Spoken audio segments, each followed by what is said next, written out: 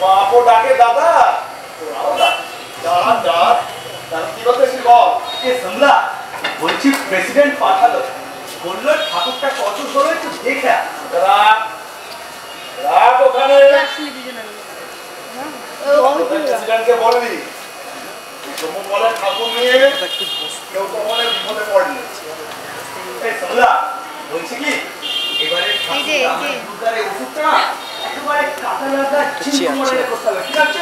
এরকম মাসের কাছে নিয়ে একেবারে গ্রেট খালির মতো, ওকে? বাপ তুলে বলবো না সামলা, ভাতির সঙ্গে ঠাকুর তোমাকে দিয়ে বানানো একটা রেওয়াজ, তা না হলে কৃষ্ণনগরে গোপাল পাল কত বিখ্যাত তুমি জানো? জানা, তাদের কাছে যা, পাল গোপাল দিয়েছে তার কাছে যা, আমার কাছে মরতে আসিস না। কেন আসি তুমি জানো না?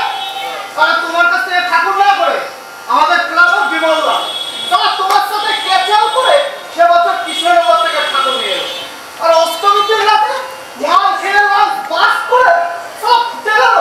আর সেই থেকে তো সবার ধারণা তোমার কাছে ঠাকুর না করলে নাকি পুজো হবে না। আর সেই থেকে পুরো তোমার হেঁটে দাম বেড়ে গেছে, বুঝেছো? আম বলতে মনে করলো ওদের সভাপতিকে বলবি যেন এই অষ্টমী সরি বলে মহারাজ কিন্তু টাকা পাঠিয়ে। বাবা ঠাকুর নেই হলো না, আর এদিকে চালার জন্য চাইটাই শুরু হলো। তা কত টাকা দিতে হবে? 1000 টাকা পাঠাতে বলিস। আরে বাবা বাড়ি নয়, চাল আমার হাতে উপর চলে এলো। সময় সন্ধ্যা 1000 টাকা দেবো, আর বাকিটা পুজোর পর।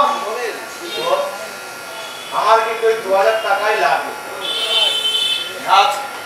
ভাতৃসঙ্গের দুর্গা এই শম্ভুপালের ঘর থেকে যা, কারণ তোদের যা ব্যবহার, তোকে দুর্গা কবেই ছেড়ে দিতাম। ছেড়ে দিয়ে যেতে কর। এই ভাতৃসঙ্গ ছিল বলে দুর্গা কালী লক্ষ্মী এই 12 মাসে 13 ঠাকুর বানিয়ে পেট চালাচ্ছ। কি ভেবেছিস কি তোরা? কি ভেবেছিস? গত বছর প্রদীপ ভট্টাচার্য এসেছিল, ওদের থেকে দ্বিগুণ দাম দেবে বলেছিল। প্রদীপ ভট্টাচার্য মানে কিসের সঙ্গে সহজই? হ্যাঁ, বিশ্বাস না হয় জিজ্ঞেস করবে যা। আরে ও সারা তো সবসময় ধান্দায় থাকে, কি করে স্যার আমাদের ক্লাবের রেপুটেশনটা নষ্ট করবে সেটা নিয়ে। একটা কথা তোমাকে আমি সাফ বলে যাচ্ছি, শুনে রাখো, যতদিন বাঁচবে আর যতদিন তোমার হাতে এই পুলি চলছে এই ভাতৃসঙ্গের দুর্গা তোমাকেই বানাতে হবে। আর যেটা দেবো সেটা মুখ বুঝে মেনে নিতে হবে।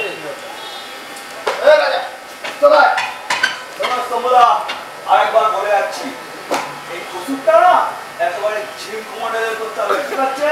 বললে কিন্তু হবে না, ওকে?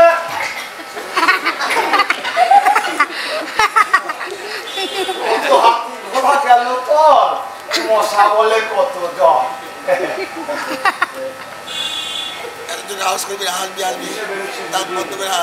হ্যাঁ, কিছু বলবে? বলছিলাম ওই যাওয়ার সময় পথে খেয়াল করিস তো ব্যানার্জি ডাক্তার আজ বসবে কিনা। ডাক্তার ব্যানার্জি ডাক্তার কি হবে? ওকে অর্থোপেডিক নেই, হোমিওপ্যাথি।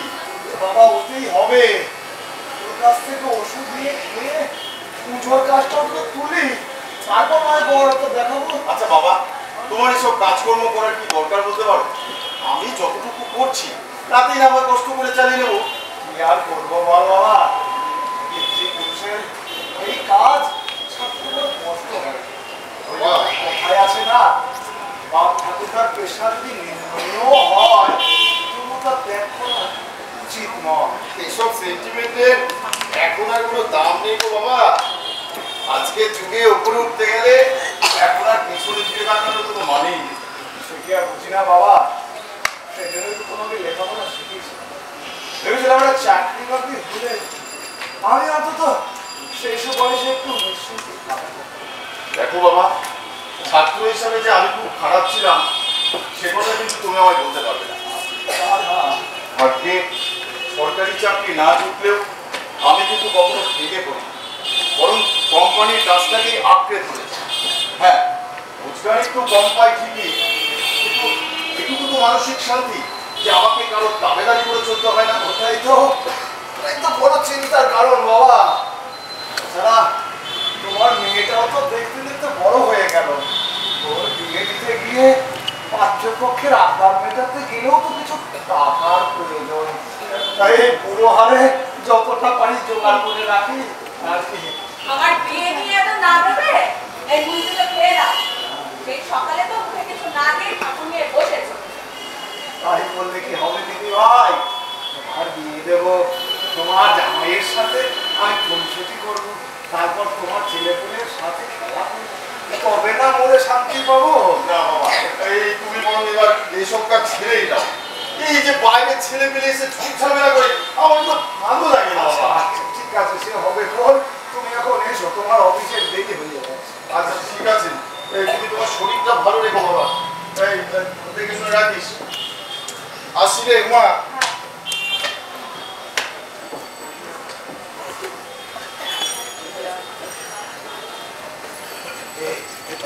দিদি ভাই, তোর বাবা না ছোট থেকেই একটু নরম স্বভাব, ঝুল ঝামেলা মোটে পছন্দ করে। হ্যাঁ, তোর বাবা এই তোর মাকেও বিয়ে। দাদু, তুমি বুঝি তোমার বউকে ভয় পেতে না? বাবাজি এইসবে বলে কি রে, এ তো মহা পেকেছে দেখছি। তোমার একটা বিয়ে দিয়ে এমন একজনের জোগাড় করবো যার ভয়ে তুমি একেবারে চুচু হয়ে থাকবে। শক্ত তো, মুড়ি দুটো খেয়ে নাও।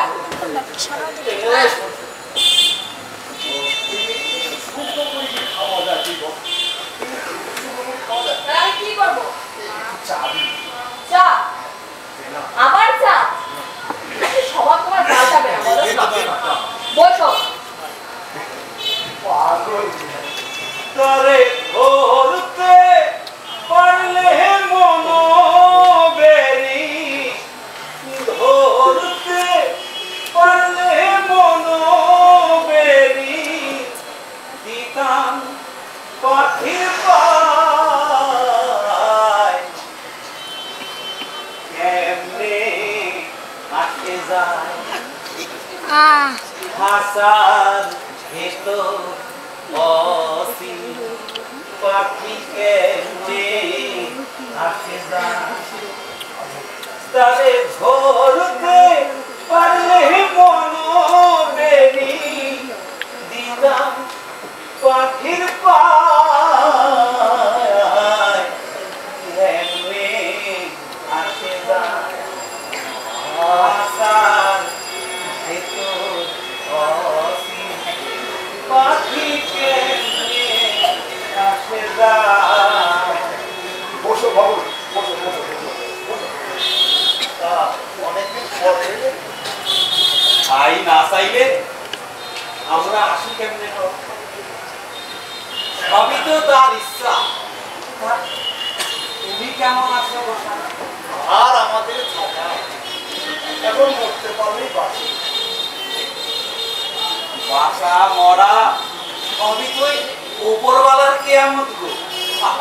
আমরা তো তার চাষ মাত্র। তা তো তুমি ঠিকই বলেছো, তবে এখন এই কষ্টের জীবন থেকে রেহাই পেলেই হয়।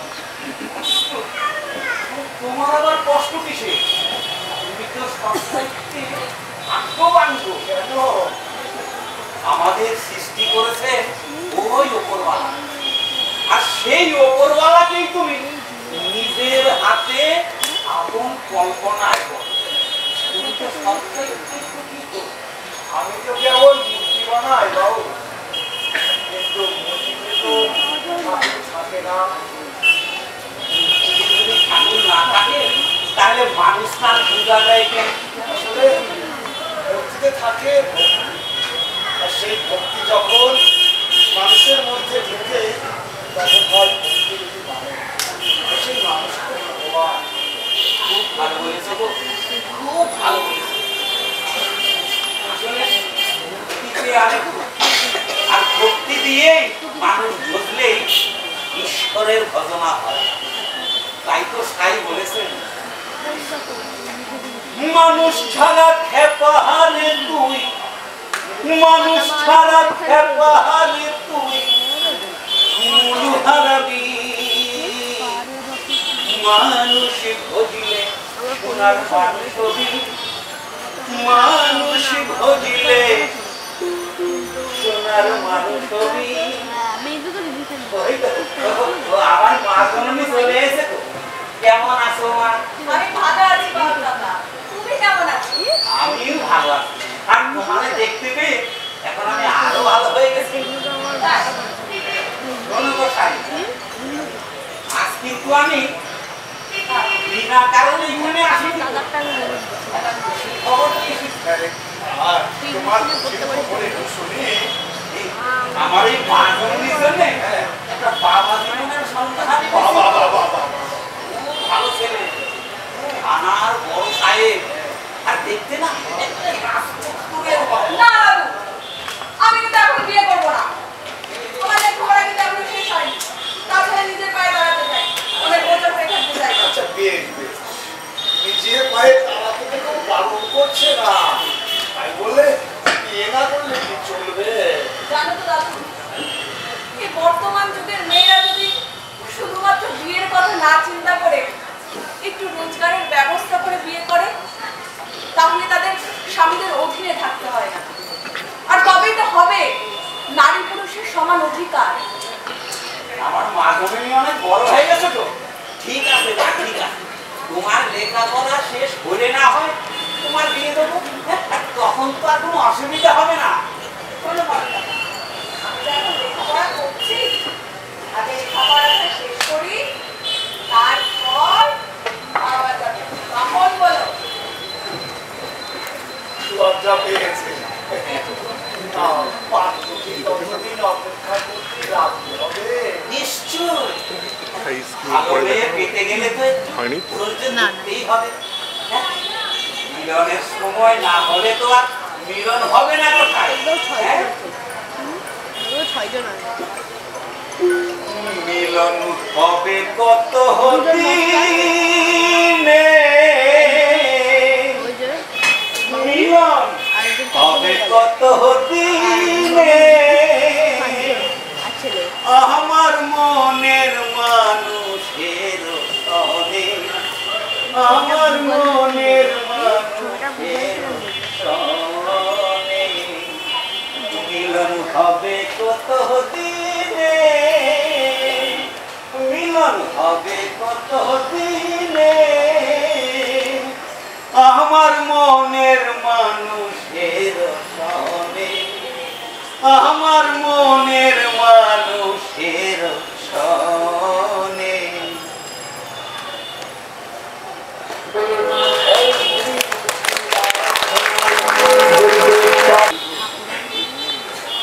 বুঝলে শম্ভু, এবারের মহালয়ার চণ্ডীপাঠ শোনাটাই বোধ হয় জীবনের শেষবার। কি যে বলেন বাবু আপনারা, আমরা কোথায় যাই বলুন তো? নাগর শম্ভু, কোনো কিছুই আর আগের মতো নেই বুঝলে। শুধুমাত্র এই কিরেন বাবুর গলার চণ্ডীপাঠ ছাড়া। হ্যাঁ সেই জন্যই তো এই মহালয়াটা শোনার জন্যই রেডিওটাতে যত্ন করে রাখি। তবে পুজো ভালো কাটবে না বলে মনে হচ্ছে। কেন গো? কাল খবরে শুনছিলাম হ্যাঁ, পুজোর মধ্যে নাকি হ্যাঁ। ভারী বৃষ্টির সম্ভাবনা। আরে রাখো তো, এইসব খবরে কোনো মাথা মুন্ডু আছে নাকি?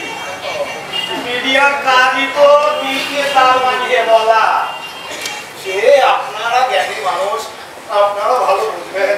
না না, এসব জানতে তো জ্ঞানের দরকার হয় না শম্ভু। সত্য খবরকে মিথ্যা বলে প্রচার করা আর আসল ঘটনাগুলোকে গল্প বলে চালানো, এটা তো ওই খবরের চ্যানেলগুলোর হাতে খেলা গো। সাধারণ মানুষ বোকা বলে আমি তো আরো বোকা বানানো হচ্ছে। হ্যাঁ, কি বলেছো বুঝেছো?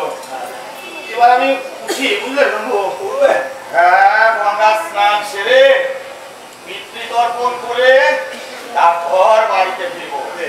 আমি এখন চলি বুঝলে। দাদু, চা খেয়ে তবে যাবে কিন্তু। হয়ে গেল, আবার চা। বসে বসে বসে দাও, নাহলে ওই এমন বাড়ি মাথায় করবে না, সমস্ত কিছু একদম জলা করে দিয়ে ছাড়বে। হ্যাঁ তাহলে আর কি, একটু আকাশবাণী কলকাতা, খবর পড়ছি পার্থপ্রতিম মিত্র। প্রথমে বিশেষ খবর। স্বল্পমূল্যে ভীম ইউপিআই লেনদেনের জন্য আজ কেন্দ্রীয় সরকার উৎসাহ প্রকল্প অনুমোদন করেছে। এই প্রকল্পের জন্য 1,500 কোটি টাকা বরাদ্দ হয়েছে। উত্তরবঙ্গের বিস্তৃত জায়গায় চা শ্রমিকদের বিক্ষোভ এখনো অব্যাহত। আজ মহালয়া, পিতৃপক্ষের অবসানে দেবীপক্ষের সূচনা। ভোর থেকেই গঙ্গার ঘাটে ঘাটে শুরু হয়েছে তর্পণ, পূর্বপুরুষকে শ্রদ্ধায় স্মরণ, চণ্ডীপাঠ, আগমনীর সুরে বাঙালির শ্রেষ্ঠ উৎসব। পুজোর মুখে প্লাবনে উদ্বিগ্ন মুখ্যমন্ত্রী। বন্যা পরিস্থিতি মোকাবিলার জন্য রাজ্যকে 468 কোটি টাকা বরাদ্দ কেন্দ্রের। রাজধানীর বাড়িধারার এক কূটনৈতিক এলাকায় এক কলেজ পড়ুয়াকে ধর্ষণের অভিযোগ পাওয়া গেছে। গতকাল রাত 9:30টার দিকে এই নৃশংস ঘটনা ঘটে। এরপর আবহাওয়ার সংবাদ। আগামী 24 ঘন্টায় গাঙ্গেয়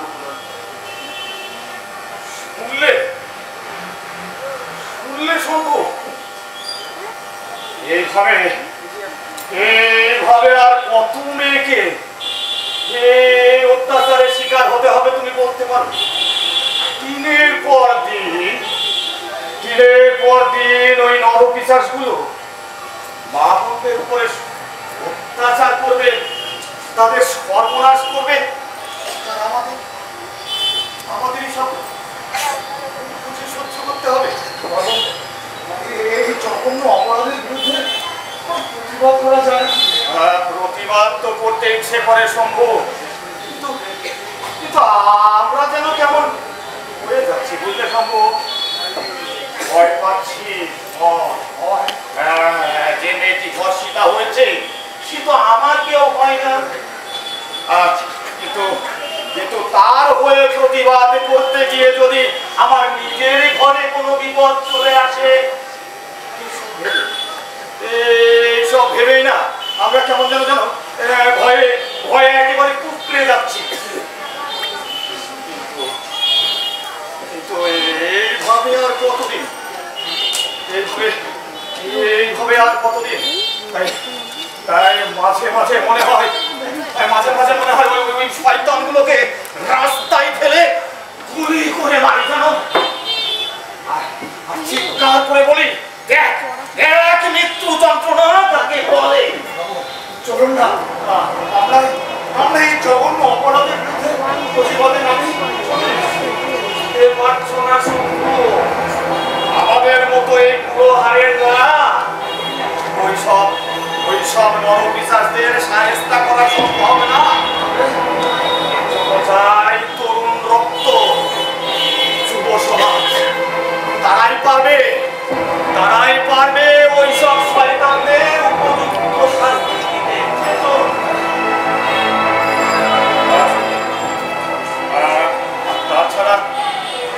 তাছাড়া আর ঘরে মধ্যে একটা বাপযোগ্যা রয়েছে, তাই না?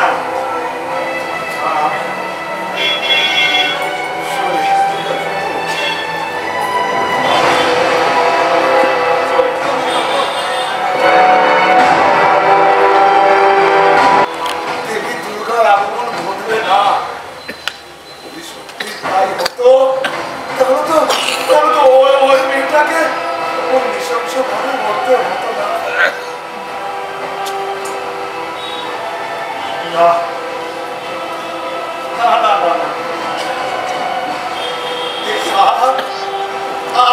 আর কোনো মাটির প্রতিমা তৈরি করবে না।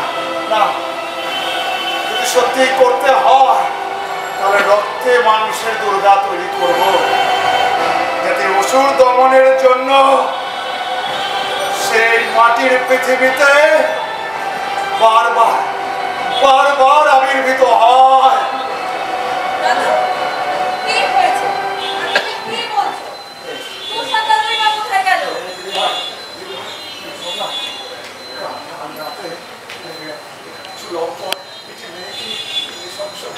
আমি শুনেছিলাম, আমি জানি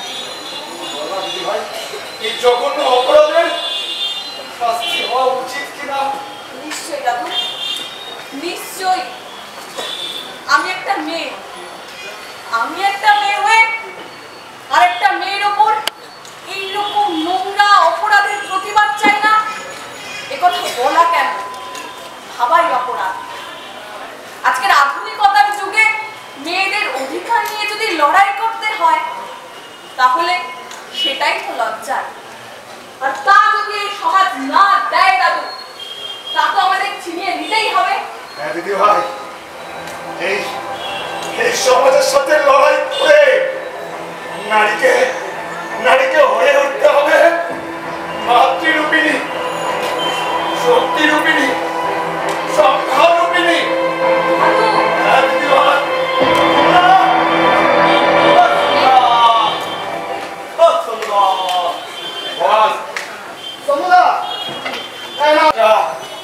তোদের পকেটে রাখ, আর তোদের প্রেসিডেন্টকে বলবি ছাত্রীর সঙ্গে দুর্গা এই সম্মুখ ফলের ঘর থেকে আর যাবে না।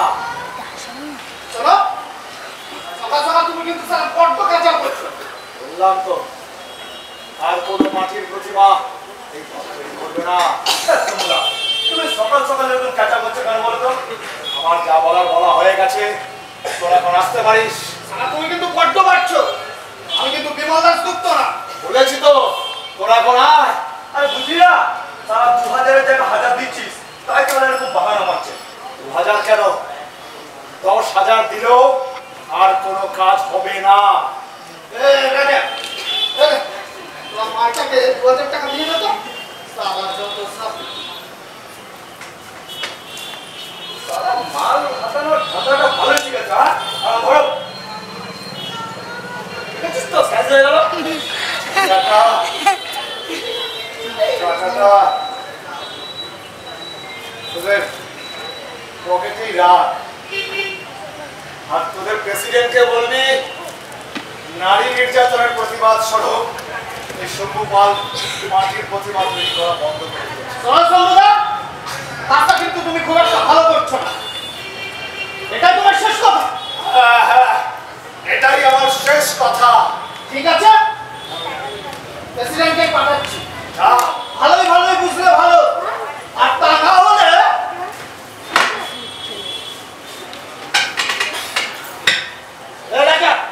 চলে আয়।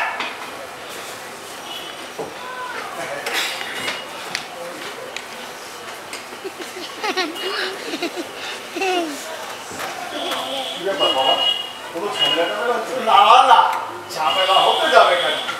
মা, বাজারের ব্যাগটা নিত মা। এই ঠাকুর দেবতা বলেছি, তাই হুমকি দিয়ে গেল। ঠাকুর দেবে না মানে? কেন, টাকা পয়সা নিয়ে কি কোনো ঝামেলা হয়েছে? না না, টাকা পয়সা নিয়ে ঝামেলা হবে না। তাহলে আমি ঠিক করেছি যে আমি আর মাটির প্রতিমা তৈরি করবো না। তো আমি তোমায় আগেই বলেছি বাবা, যে এইসব কাজকর্ম তুমি ছেড়ে দাও, কিন্তু তুমিই তো শুনলে না। তবে এখন ওদের কাজটা যখন ধরেছো, তো না শেষ করে দিলে ওরা তোমার ছেলে কথা বলবে। বিবাদ করতে গেলে একটু তো অত্যাচার সহ্য করতেই হবে বাপ। কি বল, কিসের প্রতিবাদ? দেবী দুর্গার বোধনের আগেই আমার দেশে এক অসহায় দুর্গার বিসর্জন হয়। সে দেবী মূর্তি আমি আর পালাবো না বাবা। বাবা, বাবা তুমি খবরটা তাহলে শুনেছ? বাবা, বাবা আমি জানি যে এই ঘোরতর অন্যায়ের প্রতিবাদ করাটা ভীষণ দরকার বাবা, কিন্তু কিন্তু এই প্রতিবাদে তুমি কাউকে পাশে পাবে না বাবা, কাউকে না। আমি তো আমার পাশে কাউকে চাইনি। আমি জানি আমার পাশে কেউ থাকবে না। এই প্রতিবাদ আমার নিজের প্রতি। মানে আমি শম্ভু পাল, আমার তৈরি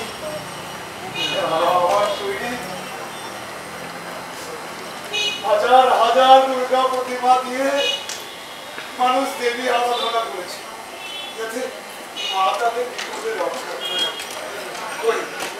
মা তো তাদের রক্ষা করেনি। তাই বলে তুমি এমন দুর্গা বানানো দরকার যে প্রতি মুহূর্তে ওই অসুর দমনের জন্য রক্তে মাংসের দুর্গা তৈরি হবে।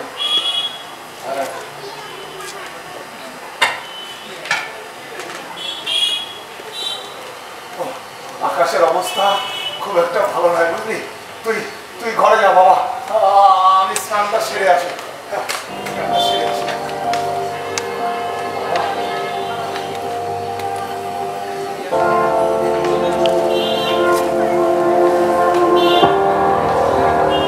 সদাশিব বাবু, আমি চলে এসেছি।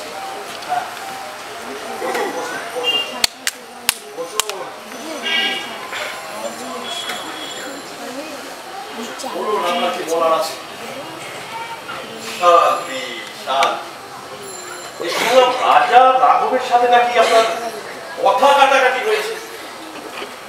যে বলি শম্ভুবাবু, এই ছেলেগুলোকে যেখানেই পাঠাবো সেখানে গিয়ে একটা না একটা ঝামেলা বাকি আছে, আর আমাকে সেই ঝামেলা সামলাতে শান্তি নেই, বুঝলেন? শান্তি নেই। ওদের কথায় না না, একটু মনে করা বা না করা তো কিছু নেই সদাশিব বাবু। না, আপনার মতো মানুষের সাথে দুর্ব্যবহার আমি ওদের বকে দিয়েছি, তাই নাকি? হ্যাঁ, জানে এই ভাতৃর সঙ্গে ক্লাবের দুর্গা আপনাদের বংশ পরম্পরায় আপনাদের কারখানা থেকে যায়, এসবের মর্মরা বুঝবে। এক সময় হয়তো ঐতিহ্য ছিল বলেই ক্লাব থেকে বারবাড়ি থেকে 5 মাল গামছা মাথায় নিয়ে এই পাড়ের ঘরে আসতো প্রতিমা বাধা দিতে। তো এখন অতীত হয়ে গেছে। হ্যাঁ, সেসব তো এখন গল্প হয়ে গেছে। ওসব হতচ্ছাড়া নাকি আর এর মর্ম বোঝে? দেখুন না, ওদেরকে টাকা দিয়ে পাঠান, আর আপনার সাথে ওরা 1000 টাকা নিয়ে গন্ডগোল করলো। এই নিন, পুরো 1000 টাকা, এই 2000 টাকা। টাকাটা আমি নিতে পারবো না সদাশিব বাবু। টাকা দিতে পারবেন না? আমি আপনাকে না বলতে বাধ্য করছি। আপনি আপনি আমার সাথে মজা করছেন। না সদাশিব বাবু, শুধু আপনি না, আর কেউই সভ্য পালের ঠাকুর দিয়ে প্রতিমা পুজো করতে পারবে না। আপনি আমাকে না বলছেন? আমি আপনাকে না বলতে চাই। এই ছোটখাটো ব্যাপারে রাগ করলে চলবে? ইংরেজিতে একটা কথা আছে না, everything is fair in love and war. ভালোবাসার যুদ্ধে মেনে নিতে হয়। এই সমস্ত প্রবাদ বাক্য দিয়ে আর সাধারণ মানুষকে বোকা বানানো যাবে না।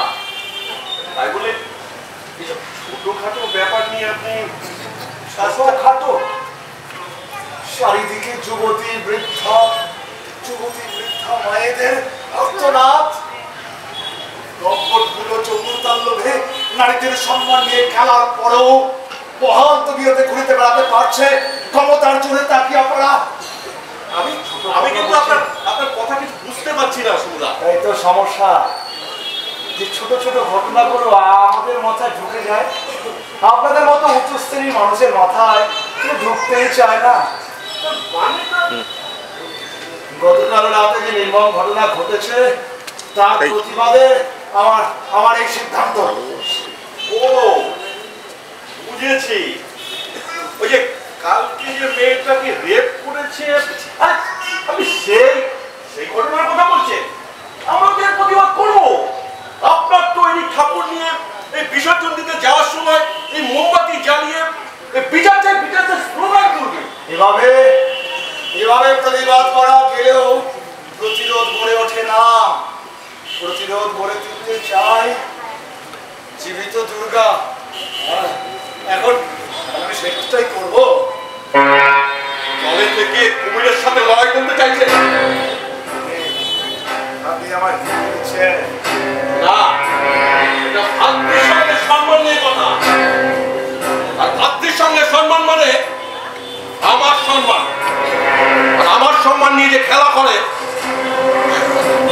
কিন্তু আমি ছেড়ে কথা বলি না সমুদা। কোনো লাভ হবে না। হুমকি দিচ্ছি না, বুঝিয়ে দিচ্ছি। ভালোবাসি তো, তাই সাবধান করে দিচ্ছি। সাপের লেগে পা দিলে কিন্তু সাপ আপনাকে সুরসুরি দেবে না। আপনি কিন্তু একা। দিনের বেলা সূর্য আর রাতের বেলা চাঁদ, পৃথিবীর অন্ধকারকে সরিয়ে রাখতে তাদের কোনো সহযোগিতার প্রয়োজন হয় না। আমি দুটো লাইনে কাজ করতে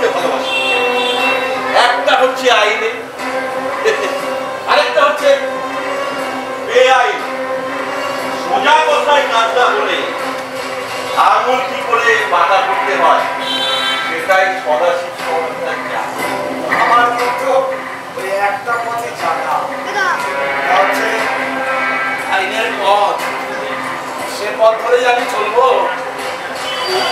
আপনার ছেলেটা মনে হয় একা একা অফিসে যাবে, আর নাতনিটা মনে হয় একা একা কলেজ থেকে ফিরে যায়।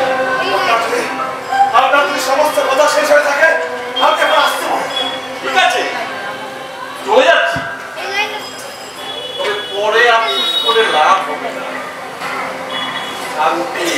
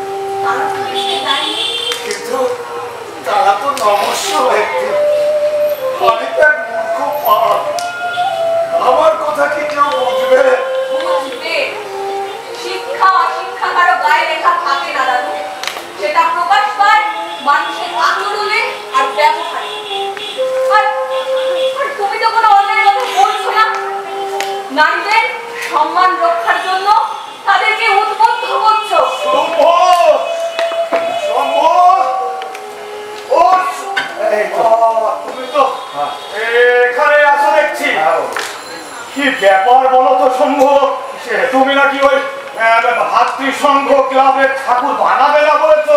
হ্যাঁ বাবু, আপনি ঠিকই শুনেছেন। কিন্তু কেন?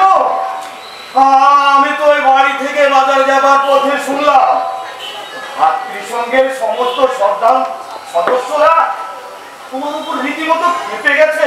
ওরা আমার কোনো ক্ষতি করতে পারবে না বাবু, আমি নিশ্চিত থাকুন। শম্ভু, তুমি বুঝতে পারছো না। আরে বাবা, ওদের সঙ্গে তুমি পেরে উঠবে না। না না না না, শম্ভু তুমি আর জেদ করো না, বুঝেছো? না বাবু, একবার যখন প্রতিজ্ঞা করেছি তখন সেখান থেকে নির্ভয় তোমার দাদুকে একটু ভালোভাবে বোঝে হয় না দাদু। না দাদা, আমি যদি দাদুকে সরে আসতে বলি এটা নারী জাতির অপমান, আর আমি একটা মেয়ের হয়ে এই কাজ করতে পারবো। তোমরা কেন কেউ বুঝতে চাইছো না? বাবা, ওদের সঙ্গে সংঘাতে দেওয়া মানে মৃত্যুকে আহ্বান করা।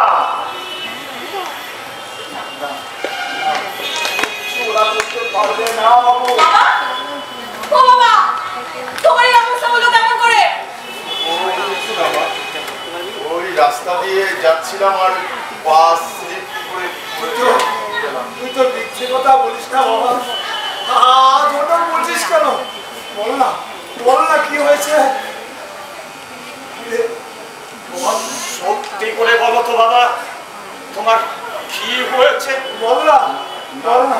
না মানে আমি আমি রাস্তা দিয়ে আসছিলাম, আর ওই রাঘব আর বন্ধু রাজা একটা মোটর বাইক নিয়ে আমাকে পেছন দিয়ে ধাক্কা মারে আর বলেছে, শান্তনুদা এবার এবার রাস্তাঘাটে একটু সাবধানে চলবে।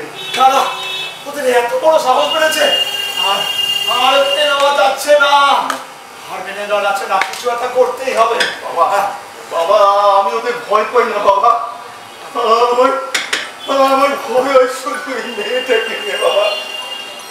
এই মা মরা মেয়েটার যদি কিছু হয়ে যায় আমি কার কাছে যাবো বলো তো বাবা? তুমি ভয় পেও না বাবা, ওরা আমাদের কিচ্ছু করতে পারবে না, তুমি ভয় পেও না।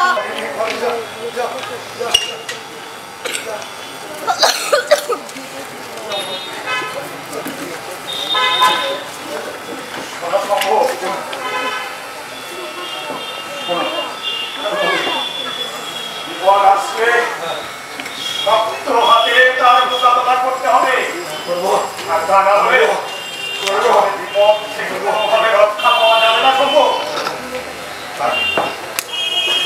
তাছাড়া লড়বে বলে ঠিক করেছো, তখন তোমাকে কিন্তু আরো আরো অনেক সাবধান থাকতে হবে, কারণ বিপদ যখন আসে তখন কিন্তু নাই না। আমি এখন চলে শোনো, আসি, ভালো থেকো।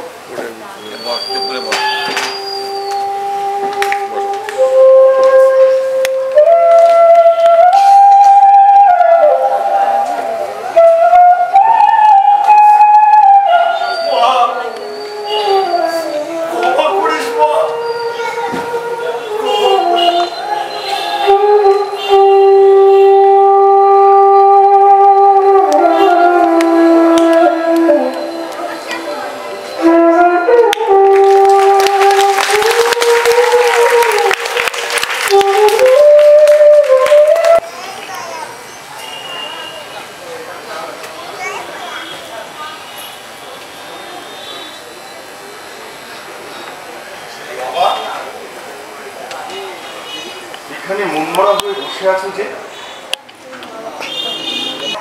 ঠাকুরদা, তারপর বাবা, ভাবতাম এটা বুঝি একটা শিল্প, শিল্পীর নিপুণ হাতের ছোঁয়ায় এর মৃন্ময়ী রূপ চিন্ময়ী, অথচ কেউ করে শিল্পীর সম্মান পেল না। সম্মানের বিষয় না বাবা, এখন আর মাটির কাছে কোনো মূল্য নেই।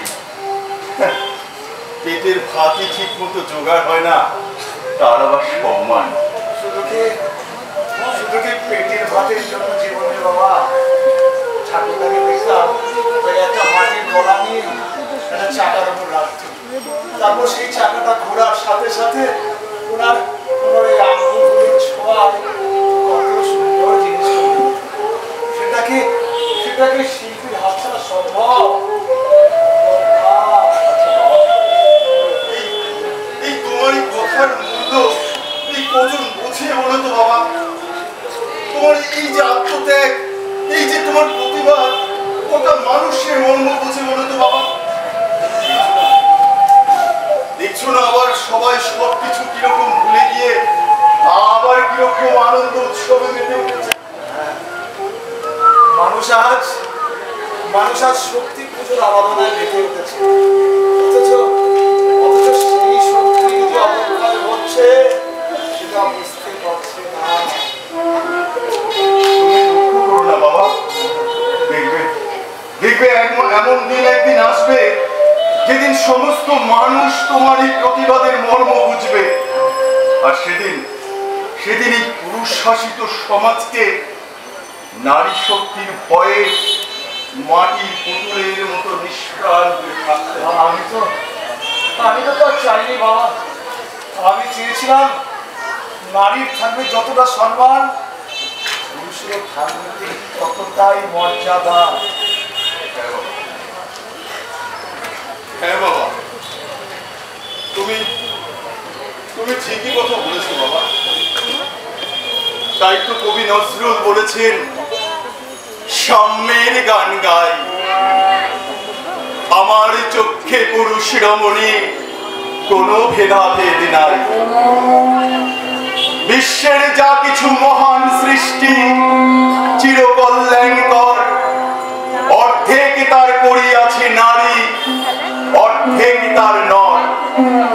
বিশ্বে যা কিছু এলো, পাপ তাপ বেদনা অশ্রু বাড়ি, অর্ধেক তার আনিয়াছে নর, অর্ধেক তার নারী। নরকুণ্ড বলিয়া কে তোমা করে নারী হেয় জ্ঞান, তারে বলো আদি পাপ নারী নহে, সে যে নর শয়তান। অথবা পাপ যে শয়তান যে নর নহে নারী নহে, ক্লীব সে, তাই সে নর নারীতে সমান মিশিয়া রহে। তাজমহলের পাথর দেখেছ, দেখিয়াছ তার অন্তরে তার মমতাজ নারী।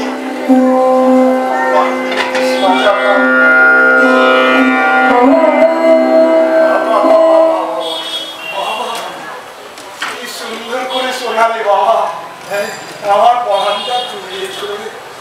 তোর মনে পড়ে ছোটবেলায় তোর সেই আদো আদো মুখে ছড়াগুলো শুনে যেমন আমার মরণ ঘটেছে, তো তেমনি যা এই কতক্ষণ আগে উমা তোমাকে ভেতরে যেতে বলেছিল, আর আমি এখানে এসে তোমার সাথে গল্প করে নিলাম।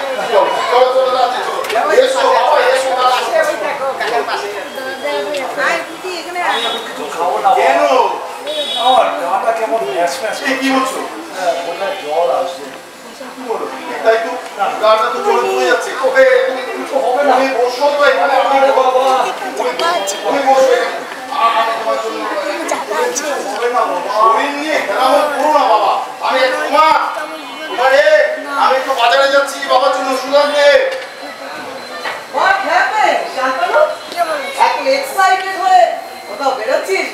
বাবার শরীরটা ভালো নেই, আমি এখন বাজার থেকে ওষুধ আনতে যাচ্ছি। সে কি কি কাণ্ড, কি হয়েছে কাকাবাবুর? ও বাবা, কেসটা তো একদম শুকিয়ে গেছে গো। ওটা দিন পুজোর এত চাপ যে তোদের কোনো ইনফরমেশনই নেওয়া হয়নি। প্রদীপদা, এই বাবাকে অযথা বিরক্ত করো না, বাবার শরীরটা ভালো নেই। ছি ছি ছি ছি, শান্তনু, তুই এ কথা বলতে পারলি? আমি তোদের দুঃখের ইনফরমেশন রাখি, আর এটা তোর কাছে বিরক্তি হলো?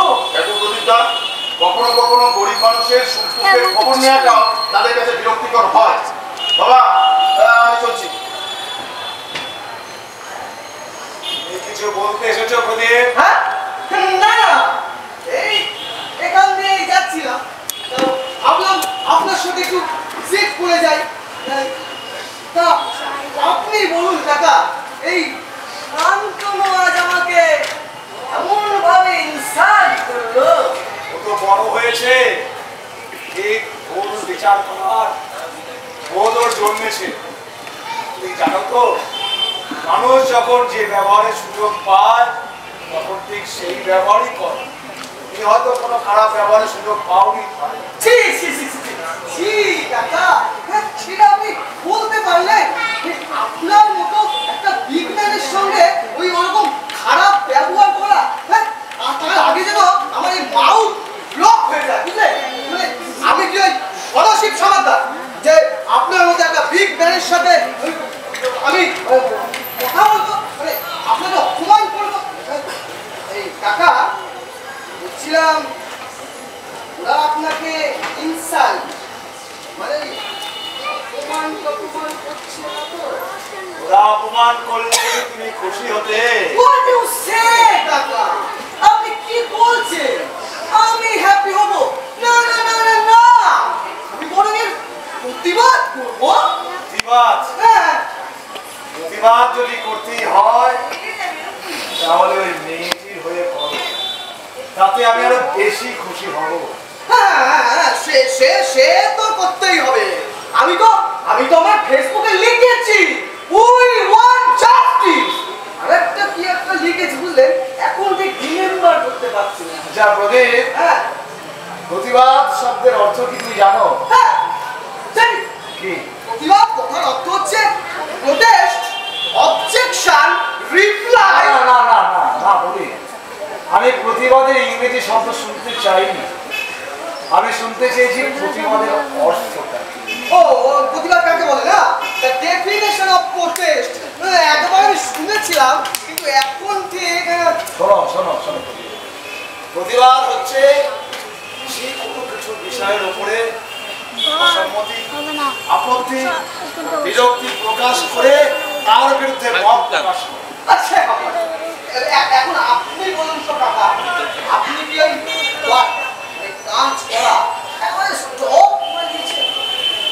আসলে তোমার লাভ না না, আমার কোনো লাভ বা লস নেই। আমি বলছিলাম এই ওদের সাথে রিলেশনটা যখন আপনার খারাপ হয়ে গেছে, তাহলে এবার থেকে নয় আপনি আমাদের হয়ে ওয়ার্ক করবেন। ও বুঝলাম, এতক্ষণে বুঝতে পারলাম আমার প্রতি দরদ তোমার কিসে।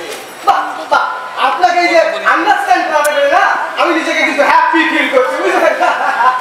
শোনো প্রদীপ, আমার এই প্রতিবাদ শুধুমাত্র ভাবটির সঙ্গে বিরুদ্ধে নয়, আমার এই প্রতিবাদ কোনো উৎসবের বিরুদ্ধেও নয়, আমার এই প্রতিবাদ সাধারণ মানুষের বিরুদ্ধে। তারা যারা তাদের ঘরে এই ছোট্ট ছোট্ট শিশু কন্যাগুলোকে রক্তে মাংসের দুর্গা তৈরি না করে মাটির প্রতিমা তৈরি করে রাখছে, আরে আমি তো পার, আমার কাজ মাটির প্রতিমা তৈরি করা।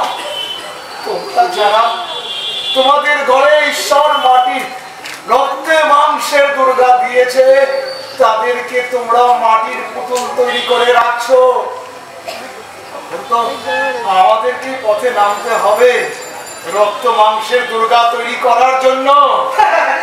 সে হবে, বুঝলেন? কিন্তু আমি যেটা বলতে চাইছি, বুঝছেন? শোনো শোনো প্রদীপ, আর কোনোদিন তুমি এই ধরনের প্রস্তাব নিয়ে আমার এখানে না আসলেই আমি বেশি খুশি হব। আমি তো ভেবেছিলাম আপনার হেলথের প্রবলেম, কিন্তু এখন তো দেখছি আপনার ব্রেনেও প্রবলেম। যারা প্রতিবাদ করে যারা পাগল হয় সমাজের চোখে, তোমার কোনো দোষ নেই।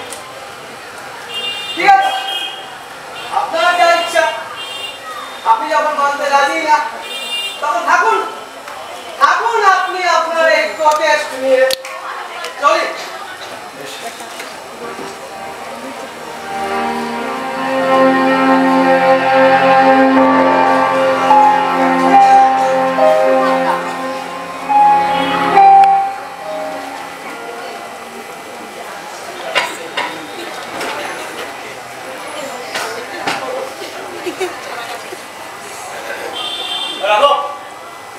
সমুদ্র গতবার চাঁদা কথা ছিল না? গতবার কত ছিল না ছিল সেটা দেখার দরকার নেই, এবার নতুন দুর্গা নতুন চালা। ঠিক বলেছিস, কিন্তু কত লিখবো? 2001 টাকা রে।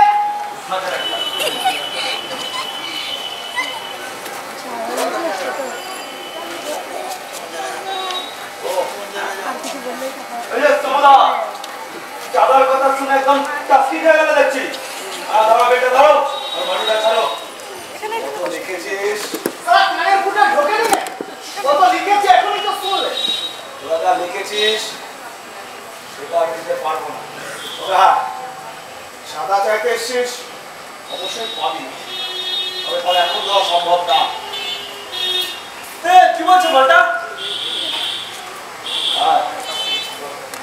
পুজোর পরে আসবি, 300 টাকা নিয়ে যাবি। এখন যা। কোনটা সম্ভব আর কোনটা সম্ভব না সেটা তুমি ঠিক করবে না। অবশ্যই আমি চাঁদা দেবো, আমি ঠিক করবো। পুজোর পরে আসছি, পুজোর পরে আসবি, তখন নিয়ে যাবি।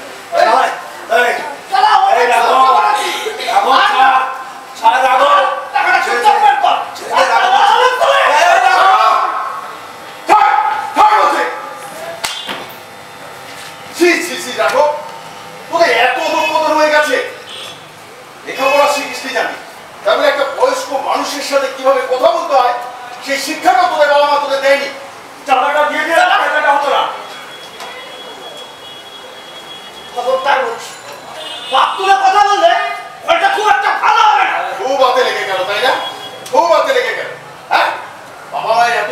অপমান সহ্য করতে পারছিস না, অথচ একটু আগে যার গলার চেপে ধরেছিলি সে কিন্তু আমার বাবা। চাঁদাটা ভালো ভালো দিলে তার চাঁদাটা হতো না। রাজা, ও নয় অশিক্ষিত ছিল, কিন্তু তুই তো শিক্ষিত। একটা চাকরির আশায় দাদাদের পায়ে তেল মারছিস মাঠ, তাই বলে একটা চাঁদার জন্য বয়স্ক মানুষের সাথে দুর্ব্যবহার তোদের কোন শিক্ষায় আছে বলতে পারিস? চাঁদাটা চাঁদা না, এই নে তোদের চাঁদা, এই নে, রাখ। আর পারলে মানুষকে মানুষ বলে মনে করিস। তোরা এখন আসতে পারিস। রাঘব,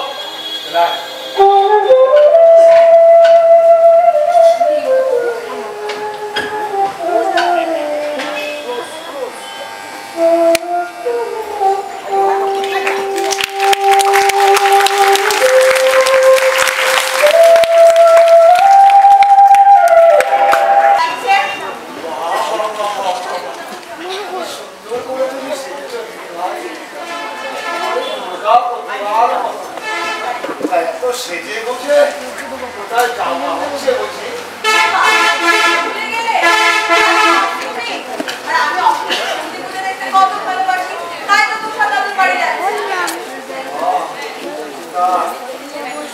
পুজো কেন হয় তুমি জানো?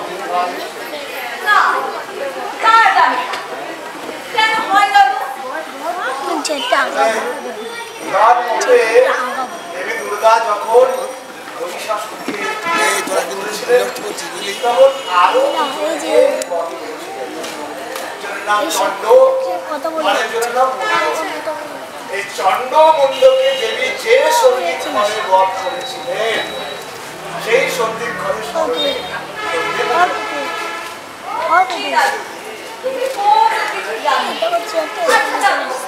আমি কালীর মন্ত্র নাই রে পারলি। যেহেতু চন্ড মুন্ডকে বধ করার সময় দেবী চামুন্ডার মূর্তি ধরেছিলেন, তাই তখন চামুন্ডা মন্ত্র। তুমি কি একা যাবে? বাবাকে সঙ্গে নিলে তো পারতে।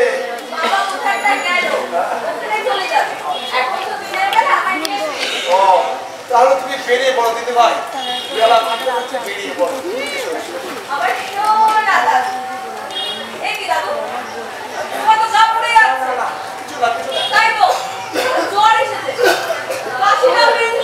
হয়নি আমার, হয়নি দিদি ভাই, মার মতো হয়েছি। দাদুকে একেবারে চোখে হাত, দাদু বলতে অজ্ঞান।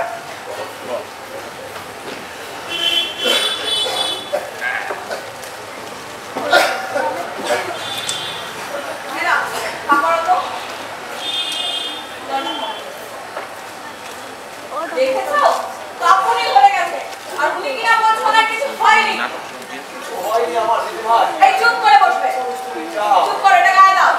তুমি যাও, তোমার সত্যি পুজো দেখা হবে না। যাও দিদি ভাই।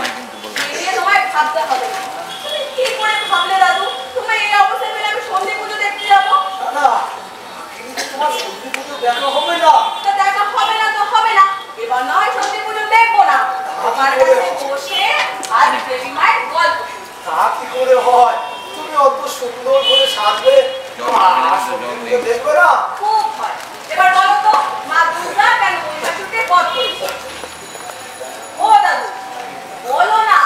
হ্যাঁ বলছি বলছি। মহিষাসুর ছিলেন অসুর ব্রহ্মার পুত্র। মহিষাসুর ব্রহ্মার ঘরে যখন ব্রহ্মা তাকে দিতে রাজি না হয়, তিনি তখন কায়দা করে একটা বর নিয়েছিলেন। কি বর দিয়েছিলেন তাকে? ওই কোন পুরুষ যেন তাকে মারতে না পারে। তারপর অসুরা স্বর্গরাজ আক্রমণ করলো।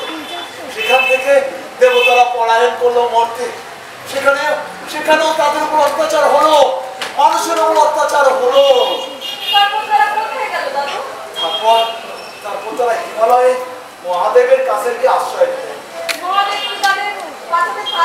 না, বরং মহাদেব সমস্ত দেব দেবীর শক্তি নিয়ে এক দেবী রূপের সৃষ্টি করলেন, যার নাম দেবী দুর্গা মহিষাসুর মর্দিনী। তারপর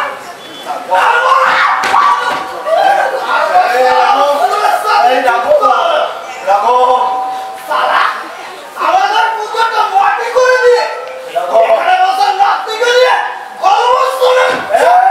তোকে না বলেছি কখন এই বাড়িতে আসবি না। বেরিয়ে যা, বেরিয়ে যা এখান থেকে। বেরিয়ে যাও এত সহজে যা, বেরিয়ে যা। প্রথমবার রাত্রির সঙ্গে ঢুকা বদলাতে পারিনি শুধুমাত্র তোর জন্যে। আরো হচ্ছে না। সঙ্গে সভাপতি তোরা এত সহজে ছেড়ে দেবে? এই দেখো, আরো হচ্ছে না।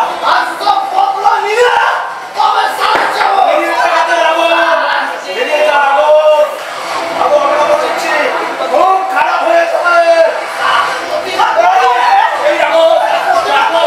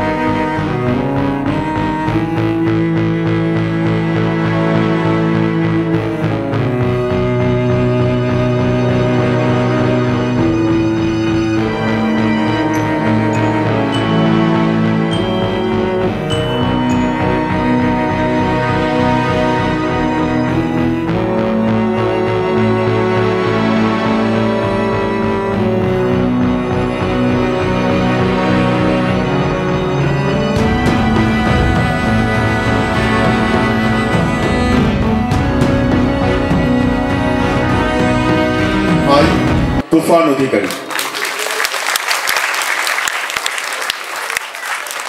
এই নাটকটি যে পরিবারকে কেন্দ্র করে, যার আত্মত্যাগ, যার প্রতিবাদ আমরা মুক্ত হয়ে উঠেছে নাটকটিতে, আমাদের সকলের প্রিয় চিরঞ্জিত দাস শম্ভু চরিত্র অভিনয় করেছে।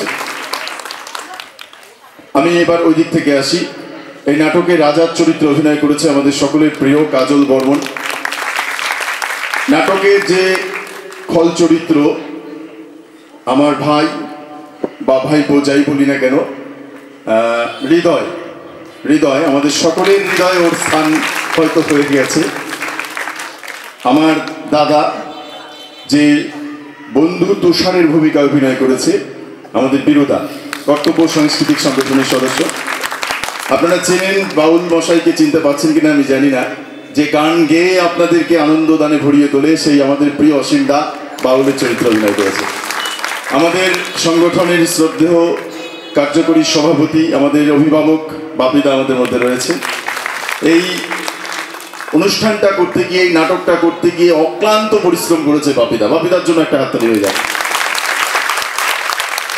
দেবী মায়ের ভূমিকা আমরা বলতে পারি এখানে, যে মূলত অনেক কিছু দেখিয়ে দিল এই সমাজকে, আমাদের প্রতিদিনের জীবনযাত্রা থেকে শুরু করে সব কিছু।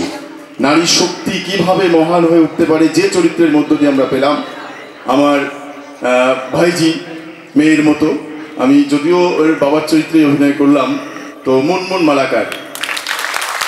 আমি গৌরাঙ্গ দাস, ওরই বাবার চরিত্র শান্তনুর চরিত্র অভিনয় করলাম। আমাদের এই নাটকটির পেছনে যে ব্যাকগ্রাউন্ড মিউজিক খুব কম সময় পেয়েছে, খুব কম সময়, হয়তো অনেক ত্রুটি বিচ্যুতি আছে, আমরা আগামী দিনে আমরা চেষ্টা করব সেগুলো কাটিয়ে ওঠার। তো এই কম সময়ের মধ্যেও মিউজিকগুলোকে সুন্দরভাবে যতটা পেরেছে দিয়েছে আমাদের সকলের প্রিয় শীতল।